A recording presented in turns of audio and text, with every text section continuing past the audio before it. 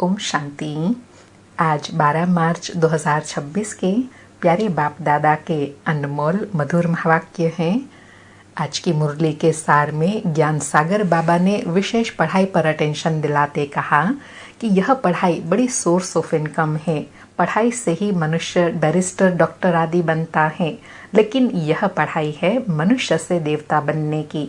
इसलिए बाबा कहे ग्रंथ में गाया हुआ है, मनुष्य से देवता किए करतन लागे वार। क्योंकि स्वयं भगवान आकर पढ़ाई पढ़ाते हैं तो जरूर प्राप्ति भी ऊंची कराएंगे ना। फिर वर्णों की स्मृति दिलाते कहा कि पहले तुम ब्राह्मण हो चोटी, फिर है देवता, फिर है क्षत्रिय, वैश्य, शूद्र।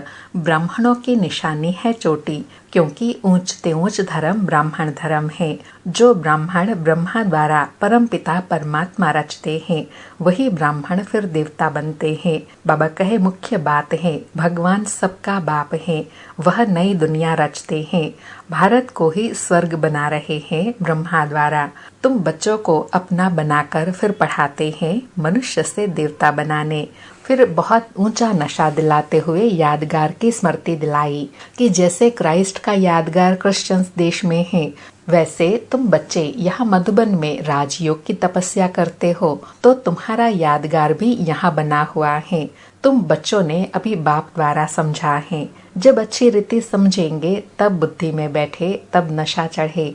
फिर बाप समान बनने के लिए कहा कि जो बाप की महिमा है वह तुम बच्चों की होनी चाहिए। तुमको भी मास्टर ज्ञान सागर बनना है, प्रेम का सागर, सुख का सागर बनना है। किसी को भी दुख नहीं देना है, बहुत मीठा बनना है।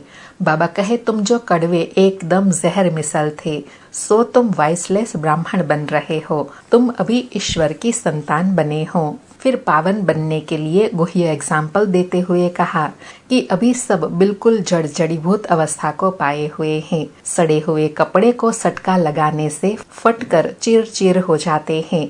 यहाँ भी ज्ञान के सटके लगाओ तो कोई कोई पुर्जे पुर्जे हो जाते हैं, क्योंकि आत्मा एकदम तमोप्रधान है। बाबा कहे जैसे कोई कपड़ा ऐसा मैला है जो साफ करने में बहुत टाइम लगता है, ऐसे आत्माएं भी हैं। जितना आत्मा स्वच्छ होती जाएंगी उतना ऊंच पद पाएंगे। बाबा धोबी है ना, आकर सबके कपड़ों को साफ करते हैं। तुम भी साथ में मददगार बने हो। फिर कहा कि अब बाप कहते हैं पवित्र बन स्वर्गवासी बनो, मन मना भव। शिव भगवान वाच माम एकम याद करो। याद की यात्रा से ही तुम्हारे पाप नष्ट हो जाएंगे। बाबा कहे तुम सब पढ़ रहे हो पटरानी बनने लिए। फिर सेवा के लिए कहा कि बाप कहते हैं मैं कल्प कल्प तुमको समझाने आता हूँ, तो पहले पहले सिद्ध करना है भगवान एक है। फिर उनसे पूछना है बताओ गीता का भगवान कौन है, राजयोग कौन आकर सिखलाते हैं, कब सिखलाते हैं, भगवान आकर राजयोग से क्या प्राप्ति कराते हैं। फिर विशेष स्मृति दिलाई कि तुमने जो कुछ दिव्य दृष्टि से देखा है वह इन आँखों से देखना है। विनाश का साक्षात्कार किया है, फिर वैसा ही इन आँखों से देखेंगे। स्थापना का भी साक्षात्कार किया है, फिर वैसा प्रैक्टिकल में राजाई भी देखेंगे। बाबा कहे तो तुम बच्चों को बहुत खुशी होनी चाहिए। यह तो पुराना तन है, योग से आत्मा पवित्र बन जाएंगी। फिर यह पुराना शरीर भी यहाँ ही छोड़ देंगे। हम फिर नया शरीर नई दुनिया में लेंगे। बाबा कहे तुम जानते हो हम शिव बाबा के बने हैं, हमको शिव बाबा से वर्षा मिल रहा है। फिर गुह्य बात स्पष्ट करते हुए कहा कि सतयुग में भल समझेंगे कि यह हमारा बाप है, यह बच्चा है। बच्चे को वर्षा बाप से मिलता है, परंतु प्रारब्ध अभी संगम की है। संगम पर सच्ची कमाई कर 21 जन्मों के लिए तुम अभी वर्षा पा रहे हो। बाबा कहे यह भी अगर अच्छी रीति याद रहे तो भी खुशी में रहेंगे।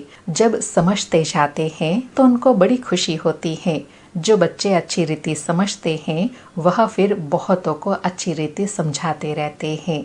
और कहा कि अभी बाप आकर कांटों से फूल बनाते हैं। यह है बेहद की पढ़ाई। वर्षा भी बेहद का मिलता है, फिर इसमें त्याग भी बेहद का है। इसमें घर बार छोड़ने की बात नहीं है। गृहस्थ व्यवहार में रहते सारी पुरानी दुनिया का त्याग करना है। अब नई दुनिया में जाना है, इसलिए बुद्धि योग नई दुनिया में लगाना है।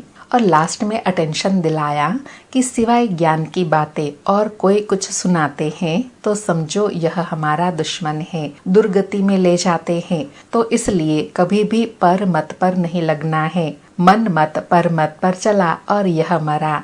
बाबा समझाते रहते हैं, झूठी बातें बोलने वाले तो बहुत हैं, तुमको एक बाप से ही सुनना है। यहाँ ही देवी गुण धारण करना है, कोई की भी सुनी सुनाई बातों पर नहीं लगना है। इसलिए कहा है, hear no evil, see no evil, talk no evil.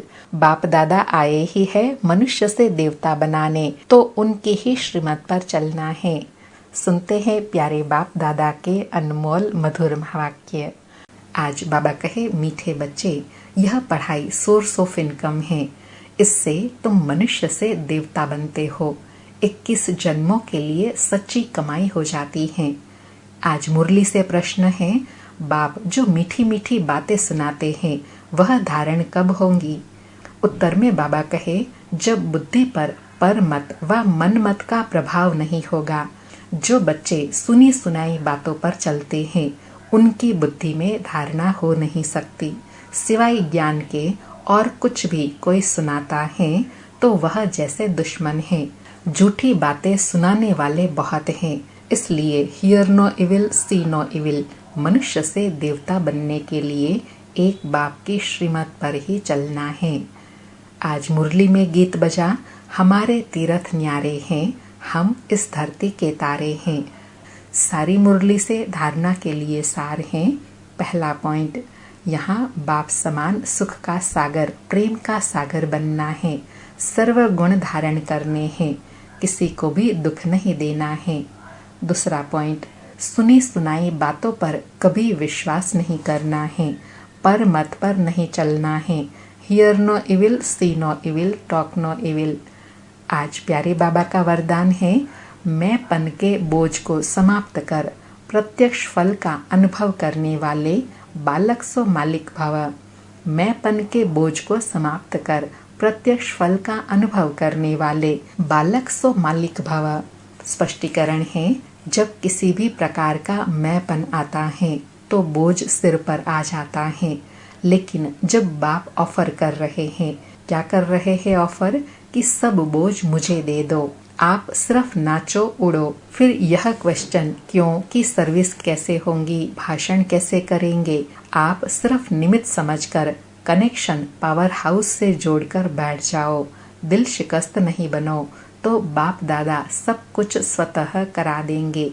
बालक सो मालिक समझकर श्रेष्ठ स्टेज पर स्थित हो तो प्रत्यक्ष फल की अनुभूति करते रहेंगे। बाबा कहे, प्रत्यक्ष फल की अनुभूति करनी है ना, तो सब बोझ बाबा को दे दो। और बाबा हमेशा कहते हैं, सब बोझ मुझे दे दो और तुम बच्चे नाचते गाओ उड़ते रहो।